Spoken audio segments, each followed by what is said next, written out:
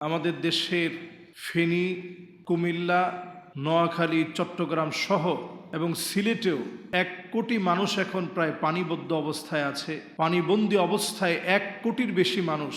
চতুর্দিকে খাবারের সংকট, জীবন মরণাপন্ন বলতে গেলে। বিভিন্ন মসজিদে, বিভিন্ন মাদ্রাসায় এত পরিমাণ মানুষ, যেখানে পা ফেলার কোনো জায়গা নাই। এমন একটা ভয়াবহ সময় আমাদের দেশের, আমরা যারা বাংলাদেশের ঢাকায় আছি, অনেকটা আমরা আঁচ করতে পারতেছি যে আমাদের এলাকার মানুষগুলা কত কষ্টে আছে। এই কষ্ট সামনে নিয়ে আল্লাহ রাব্বুল আলামিনের কাছে আমরা ফরিয়াদ করি।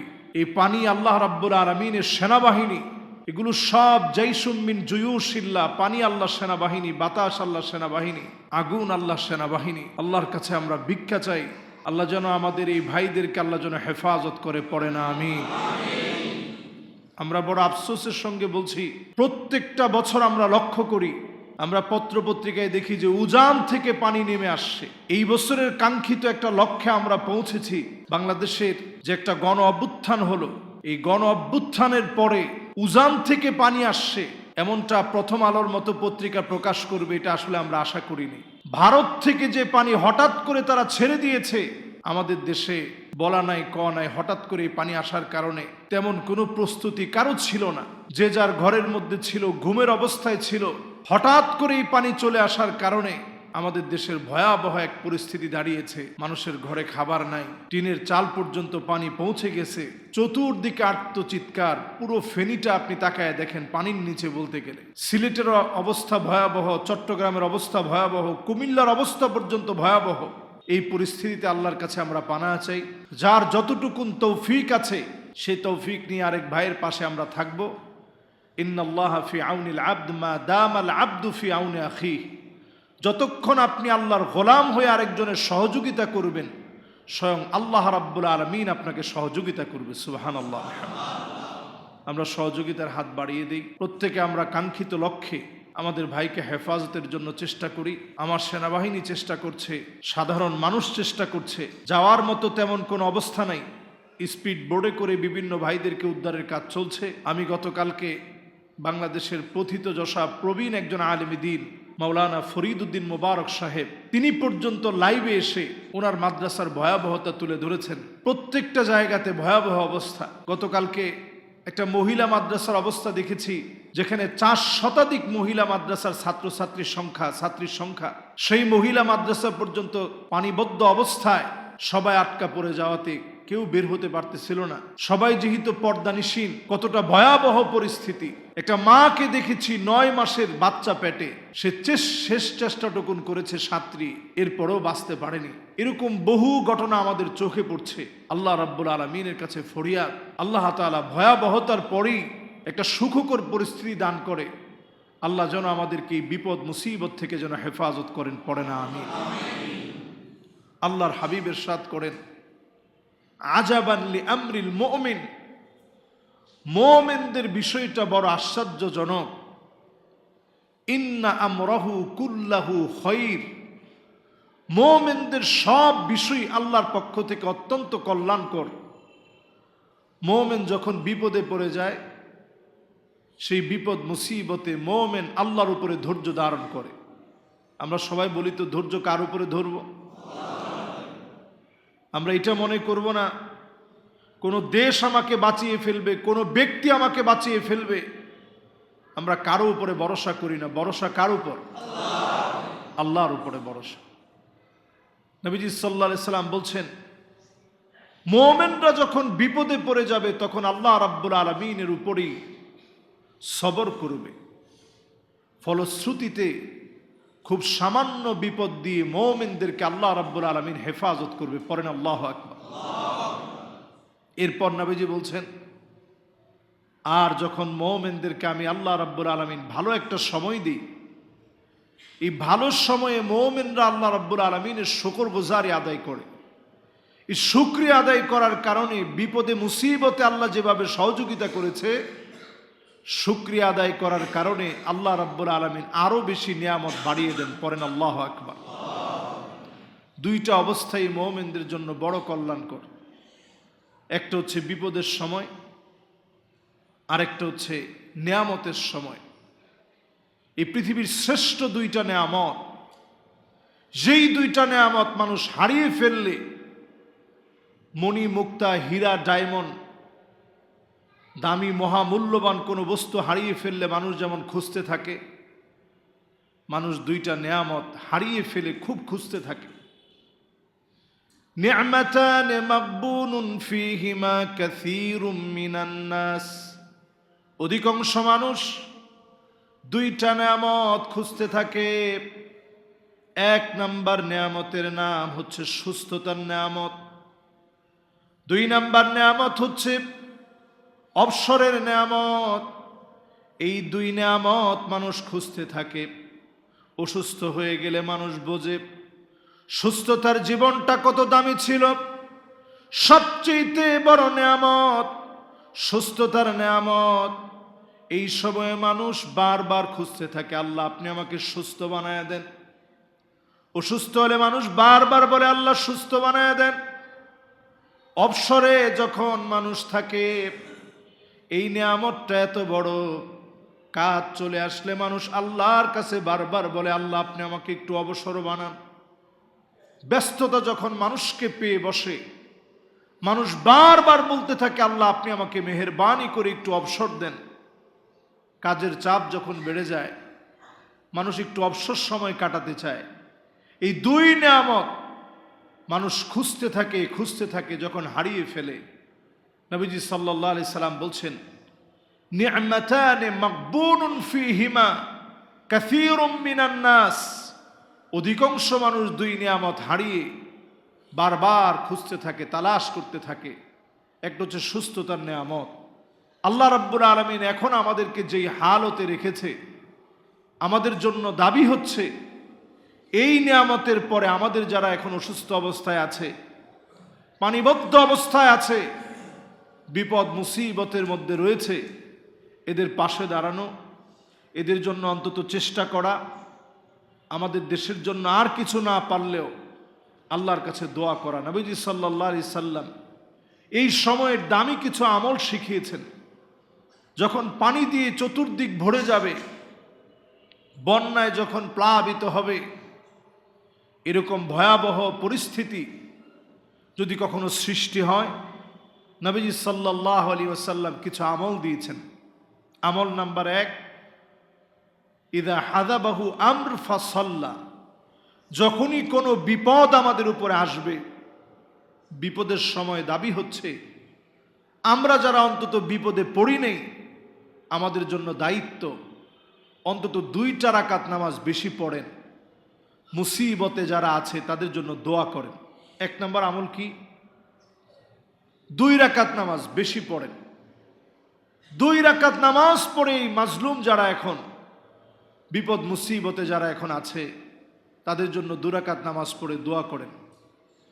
2 নম্বর আমল হচ্ছে সাধ্য অনুযায়ী তাদের পাশে দাঁড়িয়ে চেষ্টা করা। এটা কেমন সওয়াব? একজন বিধবা, একজন অনাথ, একজন এতিম, একজন মিসকিনের পাশে আপনি দাঁড়ালেন। সব আছে কিন্তু এখন কিছুই নাই, এমন মানুষের পাশে আপনি দাঁড়ালেন।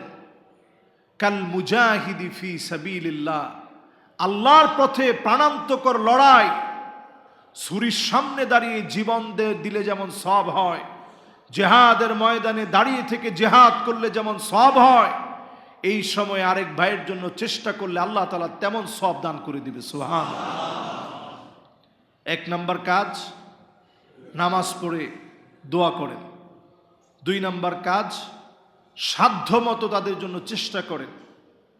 3 নম্বর কাজ হচ্ছে নবী করিম সাল্লাল্লাহু আলাইহি ওয়াসাল্লাম একটা দোয়া শিখিয়েছেন, আল্লাহুম্মা লা তাকতুলনা বিগাদাবিক।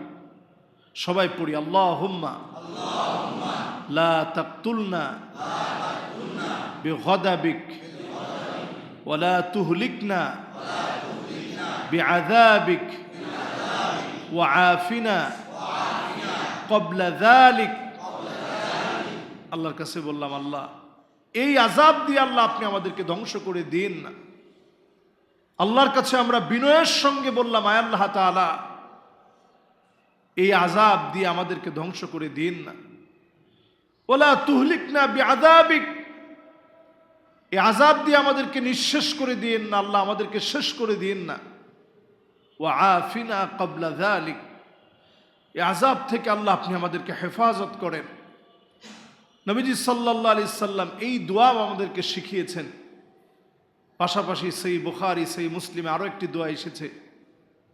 প্রচন্ড বৃষ্টির সময়ের ক্ষতি থেকে বাঁচার জন্য নবীজি সাল্লাল্লাহু আলাইহি সাল্লাম পড়তেন, আল্লাহুম্মা হাওয়ালাইনা ওয়ালা আলাইনা, আল্লাহুম্মা আলাল আকামি ওয়াল আজামি ওয়াল যিরাবি ওয়া বুতুনিল আউদিয়াতি ওয়া মানাবিতিশ শাজার। আমাদের জবানগুলা দূষিত হয়ে গেছে। মিথ্যা, গীবত, পরনিন্দা, আরেকজনের সমালোচনা, নিজের গুনাহের খেয়াল না থাকার কারণে আমাদের জবানগুলো এমন হয়ে গেছে, হাজারবার চাওয়ার পরেও কেন যেন কাজ হচ্ছে না।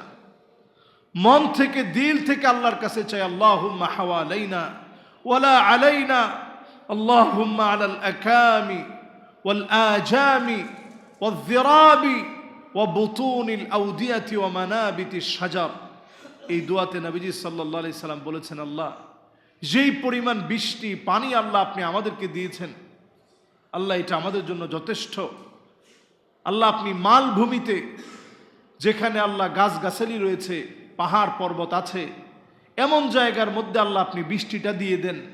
মেহেরবানি করে আল্লাহ আপনি আমাদেরকে হেফাজত করেন। এই দোয়া আমরা পড়তে পারি বিপদের সময়ে। আল্লাহ যেন আমাদের দেশটাকে আল্লাহ হেফাজত করে, পড়ে না আমিন। সম্মানিত হাজিরিন, এই দোয়াটাও আপনারা সহজে আপনারা মুখস্থ করে নেবেন, আপনারা পড়বেন। এই সময়ের আরো একটি আমল, চতুর্থ নাম্বার আমল হচ্ছে অধিক পরিমাণে ইস্তেগফার পড়া। অধিক পরিমাণে ইস্তেগফার পড়া, নিঃসন্দেহে এটা একটা বড় বিপদ। কত বড় বিপদ!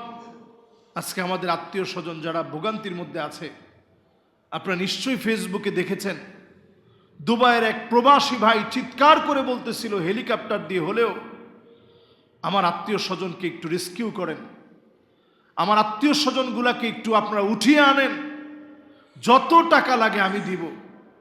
প্রত্যেকটা মানুষের চোখের পানির দিকে তাকায় দেখেন কি পরিমাণ কাঁদতেছে।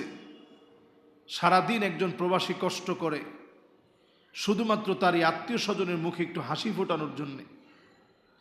সব যেন তাদের কাছে বিসর্জিত হয়ে যাচ্ছে। এই বিপদ মুসিবতের সময়ে, এই সময়ে আপনি আর কিছু না পারেন, অন্তত আমাদের ভাইদের জন্য দোয়া করেন, ইস্তেগফার বেশি বেশি পড়েন, আল্লাহর কাছে বলেন, আল্লাহ এই আযাব আমার হাত দিয়ে এসেছে।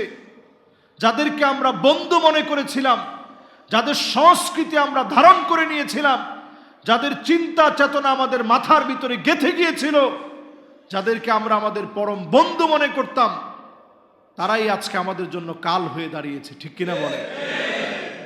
এদেরকে আমরা সবচেয়ে বড় বন্ধু মনে করি, এদের সংস্কৃতি আমার সংস্কৃতি বলে মনে করি, এদের কালচারকে আমরা মেনে নিয়েছি। তাদের কথাবার্তা, আচার আচরণ আমাদের নিজের আচার আচরণ আমরা বানিয়ে নিয়েছি। আল্লাহ এমনি আযাব দেন না।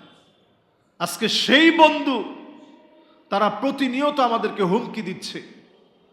আমাদের দেশের প্রত্যেকটা বর্ডার তাদের জন্য অনিশ্চিত। তাদের কারণে আমরা বাধাগ্রস্ত হচ্ছি প্রত্যেকটা জায়গায়। তবে নবী সাল্লাল্লাহু আলাইহি সাল্লামের ভবিষ্যৎবাণী স্মরণ করিয়ে দিতে চাই। এই যে আলামত এখন দেখা যাচ্ছে, এই কথাগুলা বলার কারণে কয়েকবার আমাকে ডাকা হয়েছে বিভিন্ন মহলে যে হুজুর আপনি এই বিষয়গুলো নিয়ে আলোচনা করতে পারবেন না। আজকের এখানে ওপেন বলছি, গজওয়ে হিন্দ, হিন্দের সঙ্গে একটা বিজয় বিপ্লব মুসলমানদের লেগে যাবে। ওই দামামার ঘন্টা আজকের ভারতের লোকেরা এখন বাজিয়ে দিচ্ছে। ঠিক কিনা বলে? এটা সহজ বিষয় না আপনি মনে করুন, এটা সহজ বিষয় বলে আপনি মনে করবেন না, এত সহজ না এটা। গজওয়ে হিন্দ, মুসলমানদের বিজয়ের দামামা বেজে উঠবে।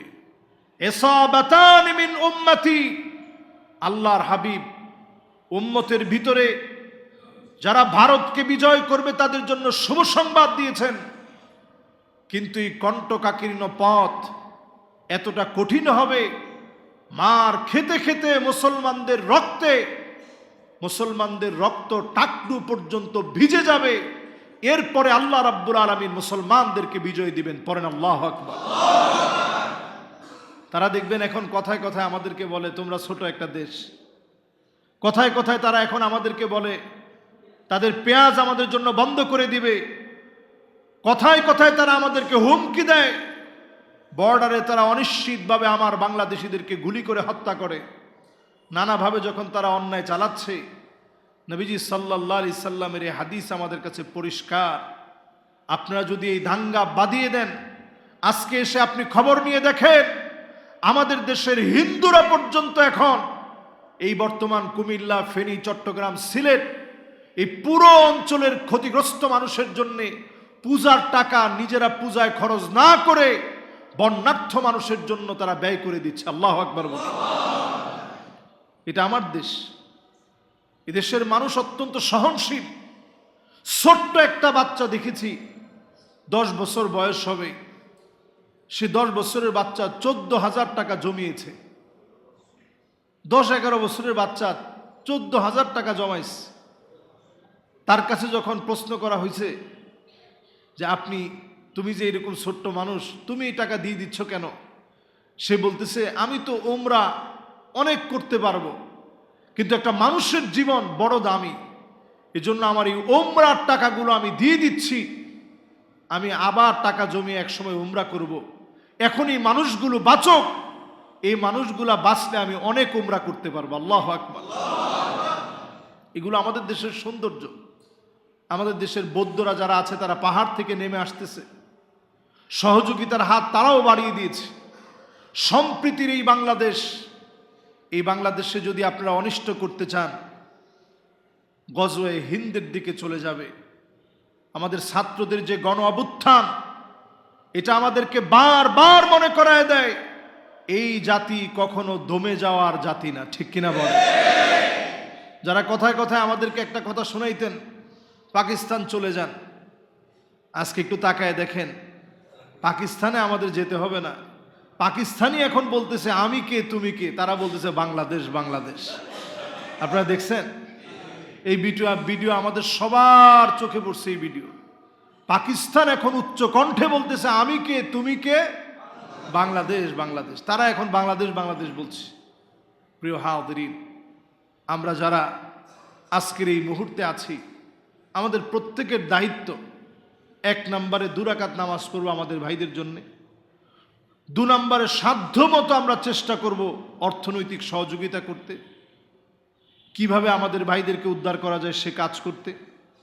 3 নাম্বার কাজ হচ্ছে আপনি আমি নবীজির শিখানো দোয়াগুলা পড়ার চেষ্টা করব। 4 নম্বরে অধিক পরিমাণে ইস্তেগফার পড়ব। নবী সাল্লাল্লাহু আলাইহি ওয়াসাল্লাম বলছেন ইস্তেগফারটা কেমন দামি।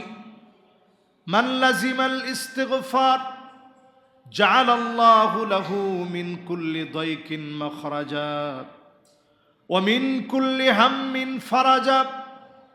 ইস্তিগফার যদি অধিক পরিমাণে পড়েন, 4 দিক বিপদ মুসিবতে ভরে যাবে, কণ্ঠকাকীর্ণ হয়ে যাবে 4 দিক, বেরোবার কোনো রাস্তা পাবেন না। সেই সময়ে যিনি বেরোবার রাস্তা বাতলে দিবেন তিনি কে? ওয়া মিন কুল্লি হাম্মিন ফারাজা। যত রকমের বিপদ আসবে মালিক বিপদ থেকে বাঁচায়া দিবে। এমন জায়গা থেকে রিজিক দিবেন যেই রিজিকের কথা চিন্তাও করতে পারেন নাই। এমন জায়গা থেকে যিনি রিজিক পাঠায় দিবেন তিনি কে? আল্লাহ তাআলা রিজিকের ফয়সালা করবেন। ইস্তেগফার বেশি বেশি পড়লে আল্লাহ তাআলা বালা মুসিবত দূর করেন। সেই ইস্তেগফার আমি আপনি পড়ব, আমার ভাইদের জন্য দোয়া করব। যারা এখন পানিবন্দী অবস্থায় যারা আছে তারাও অধিক পরিমাণে ইস্তেগফার পড়বে, আল্লাহর কাছে সাহায্য প্রার্থনা করবে। 5 নম্বর আমল হচ্ছে এই সময়ের সবচেয়ে নিজেকে আপনি দোয়া ইউনুসের মধ্যে রাখবেন। 5 নম্বরে দোয়া ইউনুস বেশি বেশি পড়ার চেষ্টা করবেন। ইউনুস আলাইহিস সালাতু ওয়াস সালাম যখন মাছের পেটে চলে গেছেন, বিপদ যখন অন্ধকার আচ্ছন্ন হয়ে আসছে, রাতের অন্ধকার, সমুদ্রের অন্ধকার, মাছের পেটের ভিতরের অন্ধকার, এই ত্রিমুখী যখন বিপদ যখন ওনার উপরে আছড়ে পড়েছে, সেই মুহূর্তে তিনি আল্লাহকে ডেকে যেই দোয়া পড়েছিলেন, এই দোয়াটা আমাদের মুখস্থ আছে সবার? বলেন তো সবাই।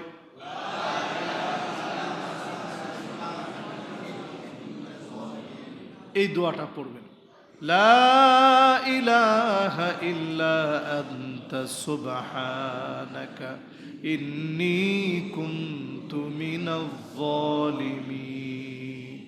এই দোয়াটা পড়ার চেষ্টা করবেন। যদি আপনি ঈমানের সঙ্গে পড়েন, মন থেকে দিল থেকে যদি আপনি মহব্বত নিয়ে পড়তে পারেন, আমরা বিশ্বাস করি এই বিপদেও যিনি আমাদেরকে হেফাজত করবেন তিনি কে? আমার বয়স যতটুকুন হয়েছে, এই বয়সে কুমিল্লায় এরকম বিপজ্জনক পানি উঠছে এটা আমরা দেখিনি, ওনারাও দেখেনি। এইরকম বিপজ্জনক পানি কুমিল্লায়, ফেনীতে, নোয়াখালীতে হয়েছে, এটা আমরা কখনো দেখিনি। এরকম ভয়াবহ আকার ধারণ করছে। সিলেটের অবস্থা এখন কিছুদিন পরপরই ভয়াবহ হচ্ছে। আমরা বুঝতেছি চতুর্দিক থেকে আমাদেরকে কোণঠাসা করা হচ্ছে। সব দিক থেকে যদি রাস্তা বন্ধ করে দেওয়া হয়, মালিক যদি রাস্তা খুলে দিতে চায়, চতুর্দিকের শত্রু রাস্তা বন্ধ করে তারা নিজেরা পালাবার জায়গা খুঁজে পাবে না। ঠিক কিনা বলে? এই জন্য আল্লাহর কাছে ফরিয়াদ করেন, যাদেরকে আল্লাহ তাআলা যে হালতে রাখছেন, এই হালতে আল্লাহর কাছে বেশি বেশি প্রার্থনা করি। আজকেও আমরা নিজেরা দোয়া করব, সহযোগিতার হাত আমরা বাড়িয়ে দিব। প্রত্যেকটা মসজিদ থেকে আমার মনে হয় এমন কোনো মসজিদ নেই যে মসজিদ থেকে উদ্যোগ গ্রহণ করা হবে না। আমাদের মসজিদের একটা মানবিক স্লোগান হচ্ছে, মসজিদ মসজিদ মানবতার প্রাণ কেন্দ্র। বলেন, মসজিদ কিসের প্রাণ কেন্দ্র? এটা এই বন্যার্থ পানিবন্দী মানুষের এই সময়ে আপনি একটু মিলায় দেখেন, মসজিদ মানবতার প্রাণ কেন্দ্র। বিভিন্ন মসজিদ থেকে এলান করা হয়েছে, আপনারা আসেন মসজিদে, আসেন মাদ্রাসায়, সেখানে মানুষের এখন আশ্রয়ের কেন্দ্র হয়েছে। যে মসজিদগুলো মানবতার প্রাণ কেন্দ্র, আমরা সাধ্য অনুযায়ী গত জুমায় আমরা বলেছিলাম যে মসজিদের জন্য আমরা কালেকশন করব। আজকে আর মসজিদের জন্য কোনো কালেকশন না, সরাসরি আমাদের ইয়ংরা তারা ইনশাল্লাহ মসজিদের বাহিরে থাকবে। আমরা ইনশাআল্লাহ আপনাদের সাধ্য অনুযায়ী যতটুকুন আপনারা দিবেন, এই অর্থটা উঠিয়ে যথাযোগ্য জায়গায়, যেখান থেকে খুব সহজে মানুষের সেবা হবে। এখন টাকার চাইতে আরো অনেক সেবার বেশি প্রয়োজন, খাবারের বেশি প্রয়োজন। শুকনা খাবার, স্যালাইন, পানিবাহিত রোগগুলো যেন ছড়িয়ে না পড়ে, এরকম অনেক কিছুর বহু প্রয়োজন। আলহামদুলিল্লাহ, যে অঞ্চল এখন বন্যায় কবলিত, অর্থনৈতিকভাবে তারা স্বাবলম্বী, কুমিল্লা বলেন, ফেনী বলেন, নোয়াখালী বলেন, চট্টগ্রাম বলেন, সিলেট বলেন, এই সময়ে তারা যে দুর্বিষহ একটা যন্ত্রণায় আছে, কোনো খাবার নিতে পারে নাই, কিছু নিতে পারে নাই। এর মধ্যে হঠাৎ পানি চলে আসছে, কিছু যেন তাদেরকে দেওয়া যায়।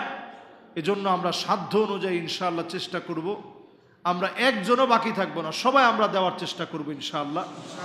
আমরা যথাযথ স্থানে ইনশাআল্লাহ তারা যেন হকটা বুঝে পায়, মানুষের সেবায় যেন আমার 1 টাকা যেন কাজে লাগে, আমরা এটা ইনশাআল্লাহ আল্লাহর কাছে প্রত্যাশা করি। আপনারা প্রত্যেকে ইনশাআল্লাহ সহযোগিতার হাত বাড়িয়ে দিবেন। আল্লাহ রাব্বুল আলামিন যেন আমাদের আজকের এই কথাগুলো আমল করার তৌফিক দান করেন। সাধ্য অনুযায়ী যেন আমরা প্রত্যেকে পাশে দাঁড়াতে পারি, আল্লাহ যেন তৌফিক দান করেন, পড়েন আমিন। আমিও আপনাদের কাছে দোয়া চাই। আসলে দেশের এই ক্লান্তি লগ্নে ভালো থাকা যায় না। গতকাল রাত্রেও সারা রাত আমি ঘুমাতে পারি নাই। আমার কাছে বারবার মনে হয়েছে কোন ভাইটার না জানি কি হালত, কোন ভাইটা না জানি এখন কি হালতে আছে, আমি কেমন করে ঘুমাই। আমার কত হাজারো ভাই এখন ঘুমাতে পারতেছে না, কত মানুষ সেই সময় লাইভ করতেছে যে ভাই একটু বাঁচান।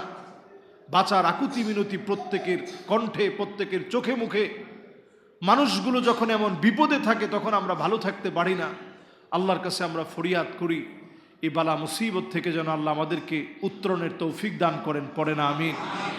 সুন্দর একটা বাংলাদেশ গড়ার জন্য যারা বাধা দিচ্ছে নানাভাবে, আল্লাহ রাব্বুল আলামিন যেন তাদের জন্য যথেষ্ট হয়ে যায়, পড়ে না আমিন। আর আজকে আমাদের, আপনারা জানেন যে লাশঘর খুব অল্প সময় ধরে এটাকে সাজানো হয়েছে। কার কখন ডাক আসে আমরা কেউ জানি না।